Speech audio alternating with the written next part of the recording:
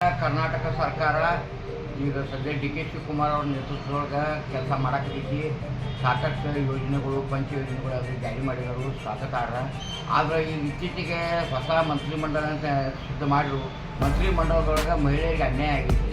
ಯಾಕಂದ್ರೆ ಈಗ ಬೆಳಗಾವಕ್ಕೆ ಮೊದಲ ಲಕ್ಷ್ಮೀ ಹೆಬ್ಬಾಳ್ಕರ್ ಅವ್ರಿಗೆ ಸಚಿವ ಸ್ಥಾನ ಕೊಟ್ಟಿದ್ರು. ಈ ಸಲ ಸಚಿವ ಸ್ಥಾನ ಕೊಟ್ಟಿಲ್ಲ.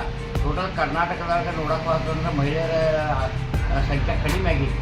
ಮತ್ತು ಮಹಿಳೆಯರ ಸಬಲೀಕರಣ, ಮಹಿಳೆಯರಿಗಾಗಿದ್ದಂಥ ಪಕ್ಷ ಅಂತೇಳಿ ಕಾಂಗ್ರೆಸ್ ಮತ್ತು BJP ಹೇಳ್ತಾ ಇರ್ತಾರೆ. ಅದು ಕೇವಲ ಮಹಿಳೆಯರನ್ನು ಇಲೆಕ್ಷನ್ಗಾಗಿ ಚುನಾವಣೆಗಾಗಿ ಬಳಕೆ ಮಾಡಿ ಮಹಿಳೆಯರಿಗೆ ಈಗ ಬೇಕಾದಷ್ಟು ಸಚಿವ ಸ್ಥಾನ ಕೊಡೋದು ಅನ್ಯಾಯ ಮಾಡಿದರು. ಇದು ಸರಿಯಾದ. ಇದನ್ನು ನಾವು ಯಾವಾಗಲೂ ಟೀಕಿಸ್ತೀವಿ. ದಯಮಾಡಿ ಕೂಡಲೇ ಏನೈತಿ ಬೆಳಗಾವಿ ಜಿಲ್ಲೆಗೆ ಇನ್ನೊಂದು ಸಚಿವ ಸ್ಥಾನ ಕೊಡಬೇಕು ಮತ್ತು ಮಹಿಳೆಯರಿಗೆ ಸಚಿವ ಸ್ಥಾನ ಕೊಟ್ಟರೆ ಮಹಿಳೆಯರಿಗೆ ಒಂದು ಪ್ರೋತ್ಸಾಹ ಕೊಟ್ಟಂಗೆ ಆಗ್ತೈತಿ. ಮಹಿಳೆಯರಿಗೆ ಅನ್ಯಾಯ ದಯಮಾಡಿ ಮಾಡಬಾರ್ದು. ಈಗ ಕಾಂಗ್ರೆಸ್ ಸರ್ಕಾರ ಮಹಿಳೆಯರಿಗೆ ಅನ್ಯಾಯ ಮಾಡುವುದು ಭಾಳ ತಪ್ಪೈತೆ ಅಂತ ಹೇಳಿ ತಮ್ಮ ವಾಹಿನಿ ಮುಖಾಂತರ ಹೇಳಿಕೆ ಇಷ್ಟಪಡ್ತೀನಿ. ಚಂದ್ರಕಾಂತ್ ಹುಕ್ಕೇರಿ, ಸಮಾಜ ಸೇವಕರು, ಚಿಕ್ಕೋಡಿ.